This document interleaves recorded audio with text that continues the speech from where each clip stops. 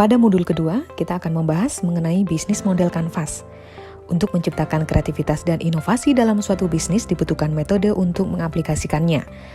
Mengapa butuh metode yang disusun sistematik? Agar ide tersebut dapat diterjemahkan secara kompleks dan terintegrasi. Di dalam sebuah bisnis, sebuah ide yang diciptakan akan memberi dampak kepada seluruh aspek yang ada di dalam perusahaan tersebut. Whelan dan Hanger mendefinisikan model bisnis sebagai metode yang digunakan perusahaan untuk beroperasi dan mencapai keuntungan. Sedangkan Rapa menyatakan model bisnis adalah cara perusahaan untuk bertahan. Sehingga dapat disimpulkan bahwa model bisnis adalah sebuah cara untuk menciptakan nilai. Model bisnis dapat digunakan sebagai metode atau cara menentukan proses bisnis, sebagai identifikasi komponen bisnis, dan sebagai strategi bisnis itu sendiri. Salah satu metode yang populer digunakan adalah bisnis model kanvas.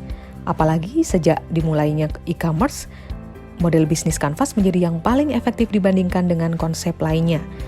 BMC ditemukan oleh Alexander Osterwalder dan Yves Pigneur pada tahun 2010 yang mengubah konsep bisnis yang rumit menjadi lebih sederhana dan ditampilkan dalam 9 blok dalam satu kanvas. Karena konsepnya yang sederhana, maka setiap level di dalam struktur perusahaan pun dapat mengisinya. Mengapa BMC menjadi sangat populer? Alasan pertama, karena cepat. Ketika ingin merencanakan sebuah bisnis, kita mungkin memerlukan lembar rencana bisnis dalam jumlah yang banyak dan detail.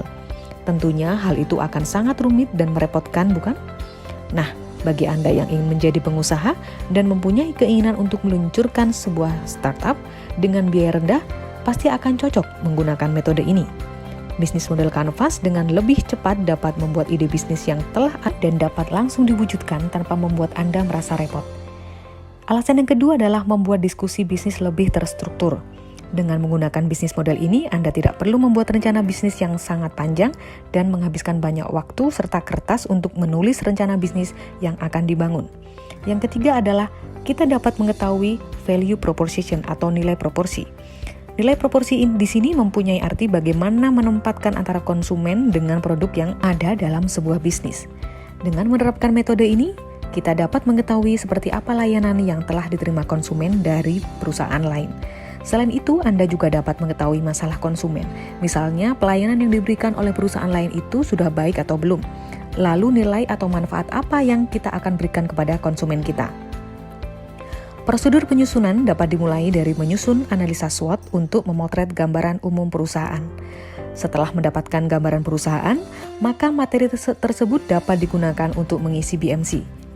Adapun data yang perlu diidentifikasi adalah siapa yang dilayani, apa yang ditawarkan, bagaimana cara membuat produk atau jasa, bagaimana cara menghasilkan laba, dan bagaimana cara membedakan bisnis kita dengan perusahaan lainnya. Penemu BMC memvisualisasikan model bisnis dalam sebuah kanvas. Kanvas membantu perusahaan untuk membentuk logika berpikir yang sistematis dan rasional. Pada dasarnya BMC berisi 9 blok yang akan diterangkan lebih lanjut, dan cara mengisinya sendiri tergantung dengan kebutuhan bisnis kita. Tiap bisnis bisa beda cara urutan mengisinya, tergantung dari preferensi masing-masing bisnis.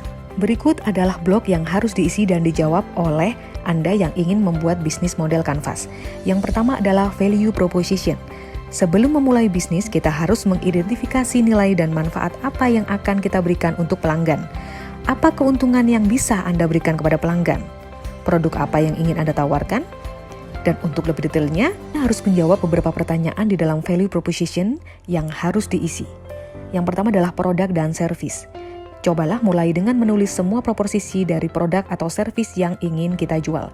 Apakah produk yang ingin kita jual bisa membantu pelanggan dalam memperbaiki pekerjaan fungsional, sosial, dan emosional mereka? Setelah menuliskan semua proporsi nilai dari produk, cocokkan nilai mana saja yang sesuai dengan kepentingan pelanggan. Apakah penting atau tidak penting? Dengan menjawab semua blok ini, Anda bisa mengevaluasi proporsi nilai yang sebelumnya hanya dituliskan tanpa dicocokkan dengan kebutuhan pelanggan. Yang kedua adalah pain relievers. Pada blog ini, Anda harus menjelaskan bagaimana produk atau jasa yang Anda pasarkan bisa meringankan penderitaan atau permasalahan serta beban pelanggan. di mana blok ini akan menghilangkan atau mengurangi isi dari blok customer pain yang berhubungan dengan situasi yang tidak diinginkan oleh pelanggan. Pertanyaan yang perlu dijawab oleh perusahaan berhubungan dengan pertanyaan yang ada pada customer pain, seperti apakah pelanggan bisa lebih menghemat waktu, uang, atau usaha? Apakah pelanggan bisa merasa lebih baik? Apakah bisa menyelesaikan kinerja buruk dari produk lain? Apakah produk bisa menghilangkan risiko yang dikhawatirkan oleh pelanggan? Selanjutnya adalah gain creators. Dalam blog ini, Anda harus menjelaskan bagaimana produk atau jasa yang Anda jual bisa membuat pelanggan diuntungkan. Blog ini harus dapat menjawab pertanyaan yang ada pada blog customer gain.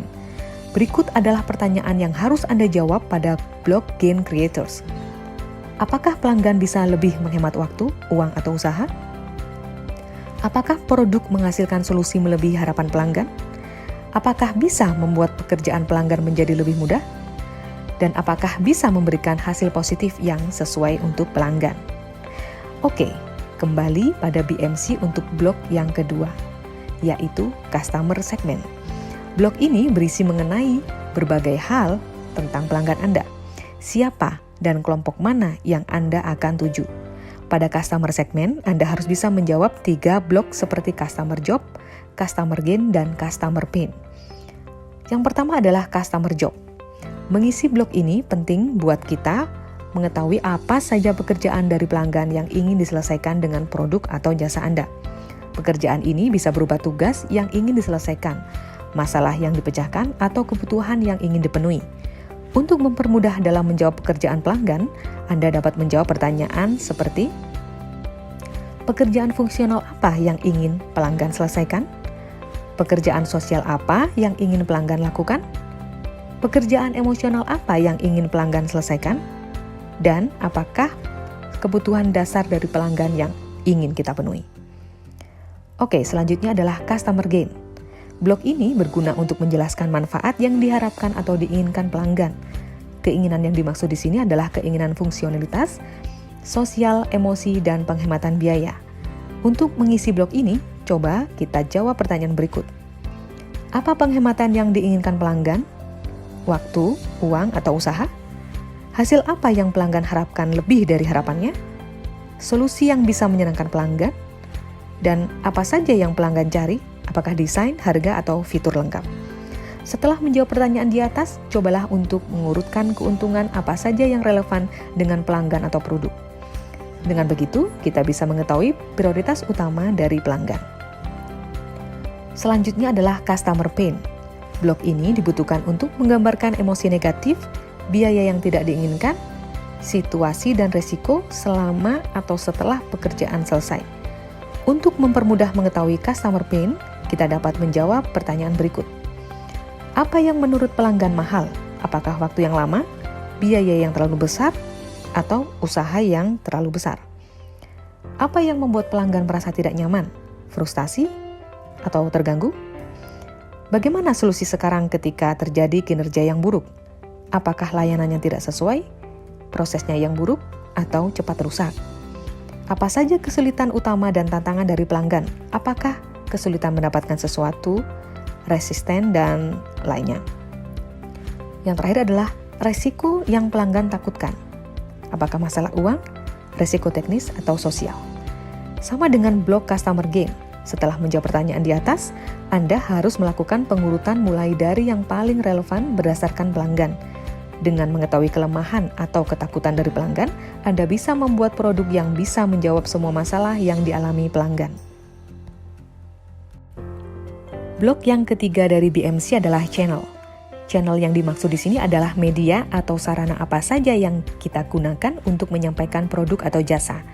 Ada beberapa pertanyaan yang harus kita jawab ketika ingin menentukan channel apa yang ingin kita gunakan, seperti bagaimana produk dan layanan bisnis Anda dikirimkan ke pasar, atau cara perusahaan memberikan produk dan layanan kepada pelanggan. Selanjutnya, blok yang keempat dari BMC adalah Customer Relationship. Bagian ini harus menjawab bagaimana cara kita menjalin hubungan dengan pelanggan, di mana karakteristik pelanggan adalah sangat berbeda-beda. Sehingga kita harus memahami bagaimana mengambil hati pelanggan dan mempertahankan pelanggan yang sudah loyal. Next, Blok yang kelima yaitu Key Activities. Poin ini diperlukan sebagai salah satu strategi terpenting yang harus kita lakukan untuk membuat model bisnis ini dapat berfungsi, di mana kegiatan-kegiatan utama harus secara langsung terkait dengan value proposition perusahaan.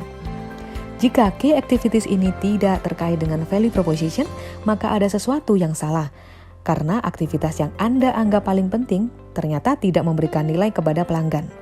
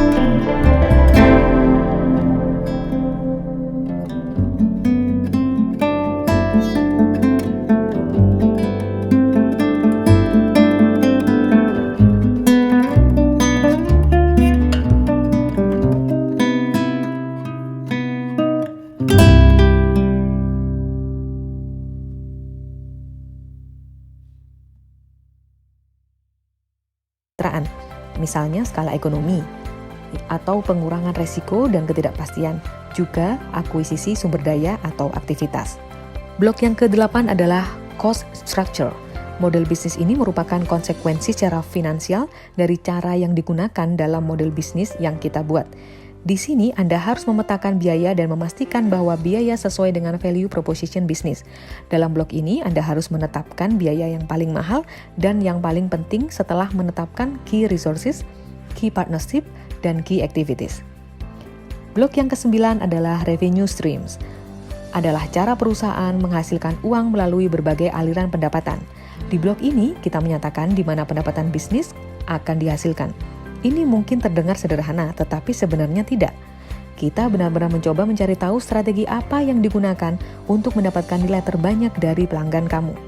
Apakah pelanggan akan membayar satu kali saja? Apakah perusahaan memiliki biaya berlangganan bulanan? Atau kita mungkin memberikan produk secara gratis seperti Spotify dan berharap sebagian pelanggan mengupgrade ke produk premium berbayar. Nah, itulah beberapa hal terkait model bisnis Canvas yang harus kita ketahui sebelum membuat bisnis plan. Dengan membuat bisnis plan, Anda bisa lebih mudah dalam merencanakan bisnis dengan tepat dan memungkinkan bisnis bisa terus berkembang dan jauh dari resiko kegagalan.